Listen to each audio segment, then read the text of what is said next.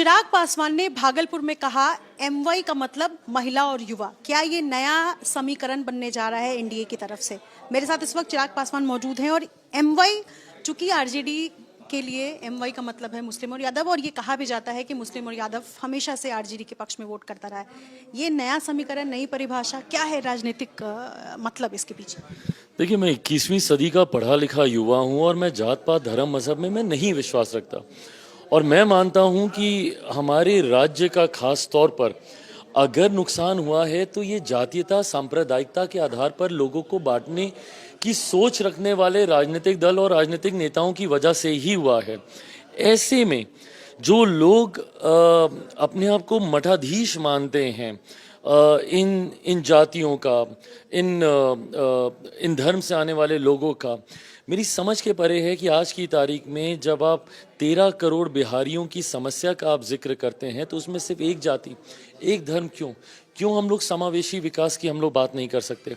क्यों हम लोग समाज के हर उस वर्ग जो अभी तक मुख्य धारा के साथ नहीं जुड़ा है, जो अभी तक गरीबी जाति का हिस्सा है, उस जाति को क्यों नहीं हम लोग, भले उस जाति में किसी भी धर्म के लोग हों, किसी भी जात से आने वाले लोग हों, क्यों उस गरीब जाति को हम लोग एक्नॉलेज नहीं करते? तो ऐसे में मैंने अपने एक एमवाई समीकरण की मैंने बात की है जहाँ पे जातीयता नहीं है, सांप्रदायिकता नहीं है। मेरा एम महिलाओं के लिए है, मेरा वाई युवाओं के लिए है। लोकसभा में मुझे 5 सीटें मिली चुनाव लड़ने के लिए। उन 5 सीटों में भी मैंने अपने एमवाई समीकरण के आधार पर मैंने चुनाव लड़ाया, जहां 5 में से 4 युवा थे, 2 महिलाएं थीं। उस आधार पर मैंने चुनाव लड़वाने का काम किया। नारी शक्ति अधिनियम का भी उसमें पालन हुआ। 40% रिप्रेजेंटेशन महिलाओं को भी है और युवाओं का भी है। तो मैं इस सोच के साथ हर जाति हर धर्म की महिला, हर जाति हर धर्म के युवा को आगे लेकर चलने की सोच के साथ लोक जनशक्ति पार्टी रामविलास बढ़ रही है। एमवाई वर्सेस एमवाई, ये नया फैक्टर क्या लगता है कि 2025 के चुनाव में बिहार को जब हम देखते हैं, बिहार की बात करते हैं, तो ये हिट फॉर्मूला होगा? मेरे लिए ये फॉर्मूला नहीं है, मेरे लिए ये मेरी सोच है। मतलब मैं जीता ही इसको हूँ।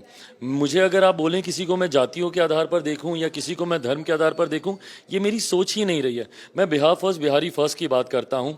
मैं बिहार में किसी एक जाति के फर्स्ट या किसी एक धर्म के फर्स्ट होने की मैं बात नहीं करता। तो ऐसे में मैं जीता ही। मुझे नहीं पता इसका कोई राजनीतिक लाभ होगा नहीं होगा, ये फॉर्मूला सक्सेसफुल होगा नहीं होगा, क्योंकि मेरे लिए फॉर्मूला ही नहीं है, ये सोच है जिसको मैं जीता हूँ। क्या ये एनडीए का नारा? लोक जनशक्ति पार्टी रामविलास का तो जरूर है। और मैं इतना मानता हूं, मेरे प्रधानमंत्री ने भी इस बात को स्पष्ट किया कि उनके लिए भी महिला एक जाति है, युवा एक जाति है, किसान एक जाति है, उनके लिए गरीबी अपने में एक जाति है। ऐसे में अब जाति बहुत हुई, जमात की बात, सबको साथ लेकर चलने की बात करना जरूरी है। थैंक यू बातचीत करने के लिए। अपने सहयोगी शैलेश सिंह के साथ निधिश्री, एबीपी न्यूज पटना।